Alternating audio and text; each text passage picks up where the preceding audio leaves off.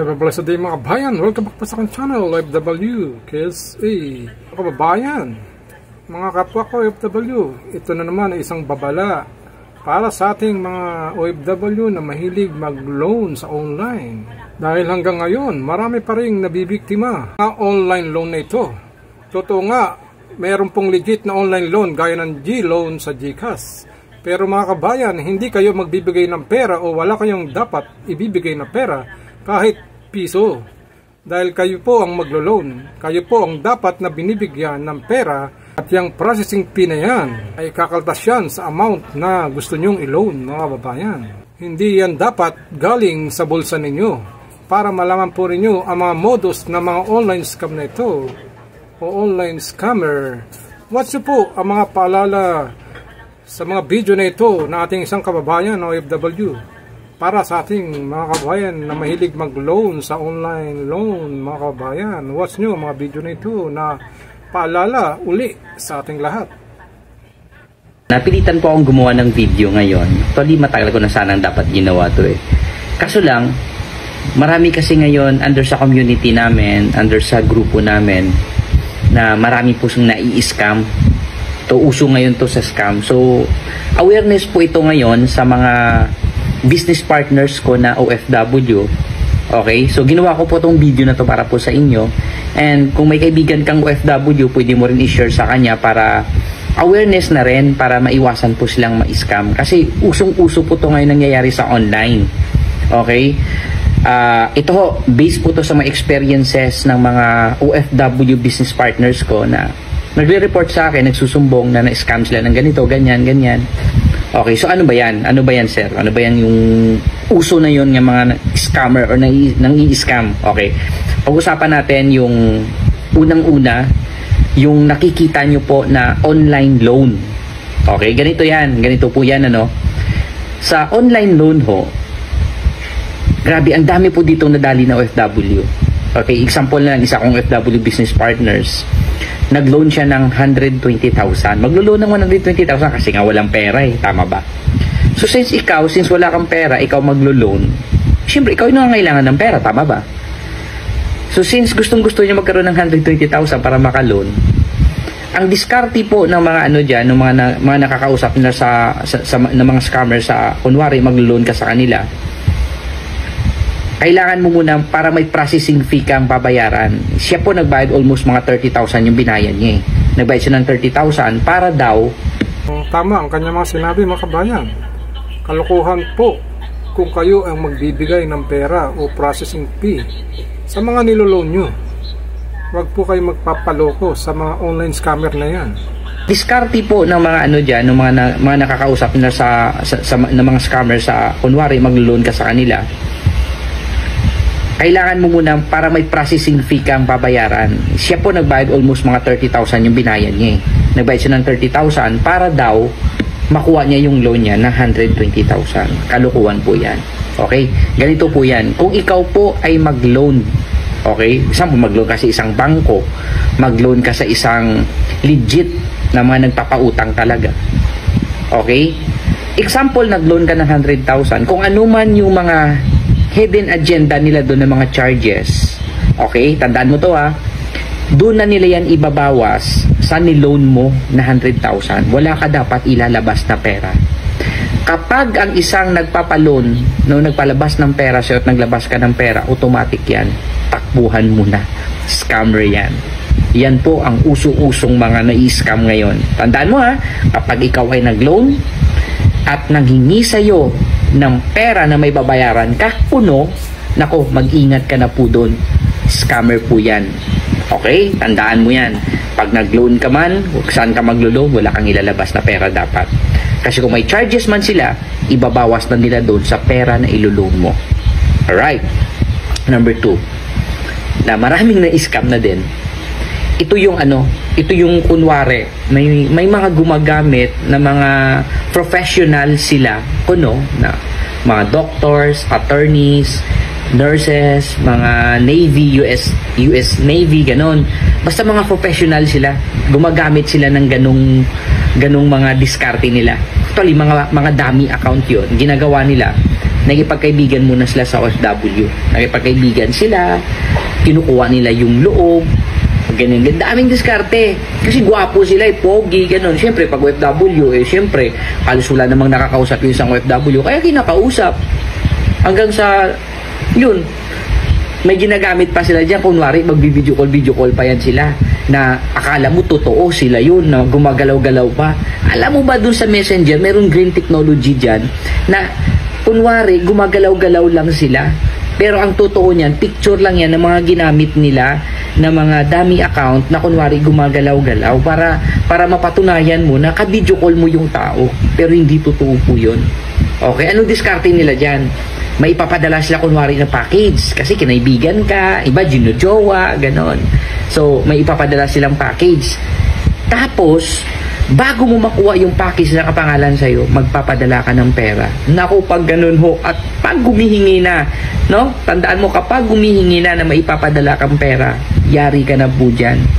Scam yan. Okay? Kapag nagtulong po ang isang tao, hindi na po yan nanghihingi na kahit any amount. Gusto kanyang tulungan, hindi magpadala siya. I-receive mo, yan yung totoo. Pero the moment na maghingi na sa'yo ng pera na may babayaran ka daw doon sa logistic, may babayaran ka na po, scam po yan. Maniwala ka sa akin. Ito naman ang isang kababayan natin na nagbigay din ng babala dahil sa karanasan niya sa online scam na yan. Para sa mga OFW yung gusto mag-online loan, mga kababayan, watch nyo rin ang video na ito. Po, humingi pa ako ng tulong para mabawi po yung pera ko. At mababalaan na rin po yung iba nating OFW na kababayan ko dito sa ibang bansa. Uso po ngayon kasi yung yung online loan. Ngayon po, pa ako sa loan na Migrants Express. Nag-fill up po ako. Nagtingin din pa ako sa kung tunay po itong kanilang kumpanya po. Nandito naman po yung SIC number, tapos company name is Migrants Express Linden Corporation po. Ngayon po, nakapag-apply na po ako, tapos sabi nila mag-deposit daw ako ng 8,000 at yun po ay mag-a-add naman po yun sa mawi-withdraw ko. So, sa madaling salita po, nagpadala pa ako ng pera through GCash po. 8,000 po. Ngayon po, yung 8,000 po yun, tapos saka ako po mawi-withdraw yun, may OTP po. Tapos ngayon po, binigyan nila sa akin yung OTP, yung pag-withdraw ko po, mali po yung hindi ko alam bakit nagkaroon ako ng isang mali doon sa GCash number ko. Pero sa totoo lang, tama naman po yon. Ang sabi po sa akin, mag-deposit po ulit ako ng another 15,000 para po yun sa pag-unfreeze daw po ng account ko. Dahil sa system po nila yon, para sa system daw po nila yon. Po ako, ulit po ako, nag-deposit po ulit ako ng 15,000. Tapos po ngayon, nag-deposit pa ako ng 15,000. Tapos hindi ko po ulit makuha po yon. Iwan ko sa anong kadahilanan. Ulit pa ako, nag-deposit pala ako ng 15. Tapos ngayon po, sabi sa akin, mag-deposit po ulit ako ng 20,000. Nag-deposit pa ako ng 20,000. Tapos para po sa OTP yon, para sa system daw po nila yon, pero a-add din po yun nila sa sa wallet ko. Totoo naman po doon sa wallet po ng kanilang na-add po yon. Na-add po dito sa wallet. Tapos po, pag-withdraw ko po, sabi sa akin mga 5 to 15 minutes po, papasok na daw po yun sa account ko sa GCash. Tapos mga ilang minuto na po, walang pumasok. Tapos pagtingin ko ulit po sa wallet ko, sabi sa akin tingnan ko daw po sa wallet. Sabi ko bumalik, tapos may ano po siya, may binigay ulit po siyang number na taga-finance po siya. Tapos yun po, nag-chat pa ako doon na ano pong nangyari. Sabi daw po ay na-over daw, kailangan ko daw bayaran yung tax na 16,000 mahigit daw po. Nag-ano na po ako, nag-react na po ako, bakit magbabayad pa ako ng 16,000? Ba't ako yung magbabayad ng tax? Sila nga yung nagpapautang. Sabi ko, hindi ko na lang po kukunin yung pera at ibalik ko na lang po yung diniposit ko na mahigit na sa 40,000 po. Yung po halos lahat po deposit ko, 2 buwan ko pong sahod yun. Tapos sabi ko, kung di nyo ibabalik yun, magrereklamo na po ako sa pulis. Sabi ko, ang sabi po nila, hindi daw ako papansinin ng pulis kasi may mga conversation daw po kami. Sabi ko, magrereklamo pa ako sa kay Rapitol po, hindi rin daw po ako papansinin Rapitol po. Tapos sabi ko, ipopost ko sila sa social media. Tapos yun po, binalak nila ako. Hindi po nila binalik yung halos 40,000 pera.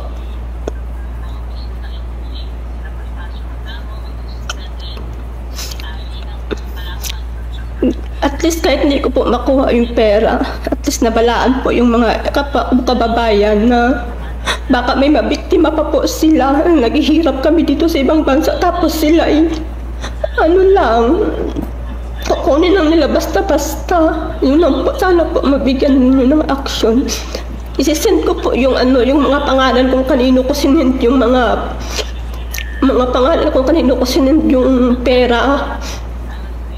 Yung mga nila, yung mga kasabwat nila. Yun lang po. Maraming salamat po. Kaya mga kabayan, wag po kayong maniniwala sa mga online loan na ito.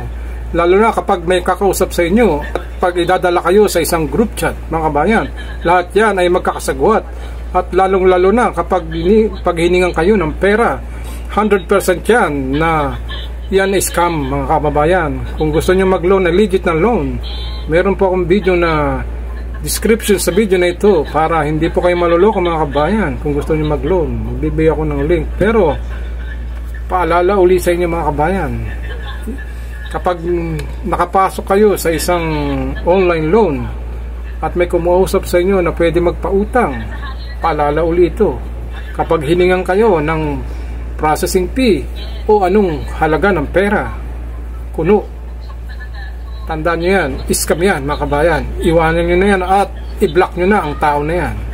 So maraming salamat sa inyong panonood, mga kabayan. Sana po nakakuha tayo ng mga konting aral sa mga video na ito at paalala sa ating lahat. To God be the glory.